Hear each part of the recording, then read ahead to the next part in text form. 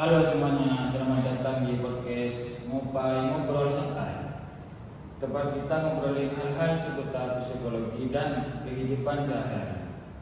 Saya Altuf dan hari ini kita bakal bahas topik yang bisa jadi kamu alami juga tanpa sadar. Nomofobia atau ketakutan berlebihan saat jauh dari musuh. Judul episode kita kali ini adalah karakteristik sosio-emosional kecanduan ponsel kasus nomofobia. Segmen 1, apa itu nomofobia? Kita mulai dulu dari definisinya ya. Nomofobia itu singkatan dari no mobile phone phobia. Bukan sekedar dengan HP, tapi lebih ke arah rasa panik, gelisah, bahkan takut berlebihan ketika gak bisa akses ponsel. Misalnya, pernah gak sih kamu ngerasa panik karena lupa gak bawa HP? Atau merasa kayak kehilangan arah hidup? Waktu sinyal hilang, itu salah satu tanda-tandanya. Gimana pendapat sahabat saya tentang masalah kasus nomofobia? Wah, iya banget itu. Aku sendiri pernah ngalamin lagi buru-buru keluar rumah, baru sadar ketinggalan. Rasanya langsung deg-degan, kayak ada yang kurang, padahal cuma mau keluar sebentar. Dan yang paling lucu, waktu sinyal hilang pas lagi jalan-jalan ke daerah pegunungan, aku ngerasa kayak terputus dari dunia. Padahal ya gak ada hal penting juga yang lebih ditunggu, tapi tetap aja rasanya gelisah. Itu tuh yang dimaksud dengan nomofobia. Bukan cuma sekedar butuh HP buat komunikasi, tapi udah sampai ke level kecemasan berlebihan. Seolah-olah tanpa HP kita jadi nggak punya kontrol atas hidup sendiri. Sekarang kita bahas lebih dalam soal karakteristik sosio-emosional dari kecanduan ponsel. Banyak orang dengan nomofobia justru terlihat sosial aktif di media sosial. Terus, tapi di dunia nyata mereka justru cemas saat harus bertatap muka atau berada di lingkungan sosial tanpa ponsel sebagai tamu. Mereka takut banget ketinggalan info, update, story, teman, atau bahkan notifikasi yang sebenarnya agak penting. Ini bikin orang terus-terusan ngecek HP, padahal belum tentu ada apa-apa juga. Ponsel jadi semacam comfort zone, saat stres, sedih, atau bosan, mereka lari ke HP, scrolling medsos, main game, nonton video pendek. Semuanya buat menenangin diri, padahal itu cuma pelarian, bukan solusi.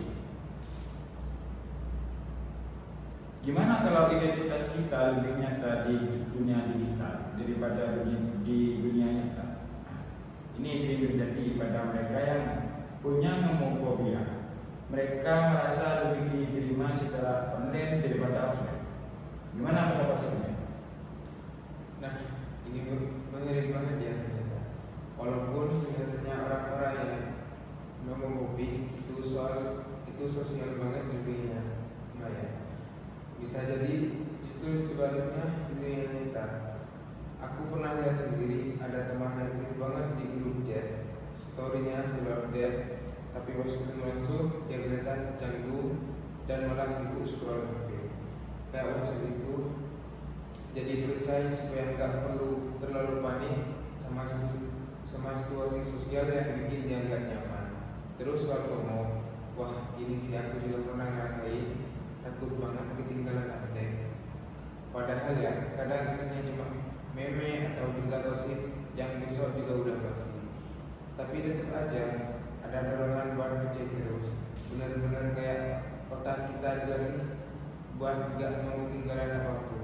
Nah, yang paling inti itu soal ketergantungan emosional. Kadang tanpa sadar kita tuh lari ke HP setiap kali lagi suntuk. gak ngobrol sama orang, gak ngeluarin isi hati, tapi larinya ke scroll TikTok atau IG Reels. Emang sih kelihatannya bikin tenang, tapi abis itu malah ngerasa kosong lagi.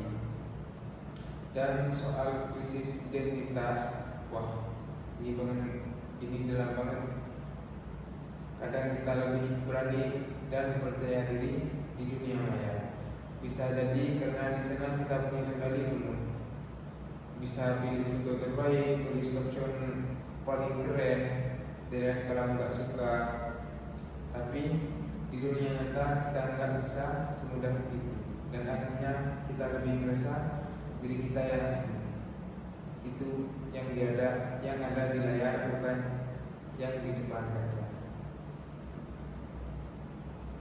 Sayangnya nomofobia gak cuma bikin kita jadi kurang fokus atau insomnia, tapi juga bisa mempengaruhi hubungan sosial, produktivitas, dan bahkan kesehatan mental secara keseluruhan.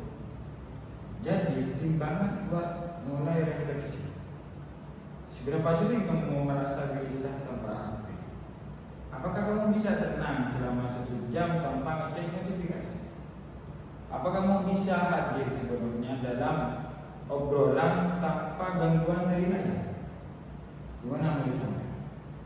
Iya, betul banget. Kadang kita bilang, cuma bisa doang kok. Tapi kalau dilihat lebih dalam, efeknya bisa lebih luar banget. Kurang fokus itu udah pasti. Lagi kerja atau belajar, tiba-tiba cek HP sebentar. Malah jadi setengah jam scrolling nggak jelas. Terus jadi lupa sama apa yang mau dikerjain tadi. Belum lagi soal tidur, insomnia digital. Istilah kerennya, niatnya mau tidur jam 10, tapi buka HP dulu sebentar, scroll TikTok, dan tahu-tahu udah jam 1 pagi. Besoknya bangun ngantuk, badan capek, juga jadi gak karuan. Dan yang paling ngerasa sebenarnya di hubungan sosial sih, pernah nggak sih kamu lagi ngobrol sama teman, terus dia malah sibuk main HP-nya? Atau jangan-jangan kita sendiri yang kayak gitu? Jadi kayak secara fisik hadir, tapi secara mental hilang di dunia lain. Makanya penting banget buat refleksi kayak yang tadi disebut. Apa kamu bisa tenang sejam tanpa ngecek HP? Apa kamu bisa duduk bareng orang lain tanpa harus buka layar tiap beberapa menit? Kalau jawabannya tidak yakin, mungkin memang udah waktunya buat mulai pelan-pelan atur ulang hubungan kita sama teknologi. Bukan berarti anti saja, tapi biar kita yang mengendalikan, bukan sebaliknya. Oke, itu dia obrolan kita tentang karakteristik sosio-emosional kecanduan ponsel kasus nomofobia. Kalau kamu merasa relate, gak perlu malu banyak yang mengalami hal yang sama. Yuk mulai sadari dan kendalikan. Sampai jumpa di episode selanjutnya ya. Jangan lupa follow podcast ini dan share ke temanmu yang butuh dengerin kita. Terima kasih. Akhirnya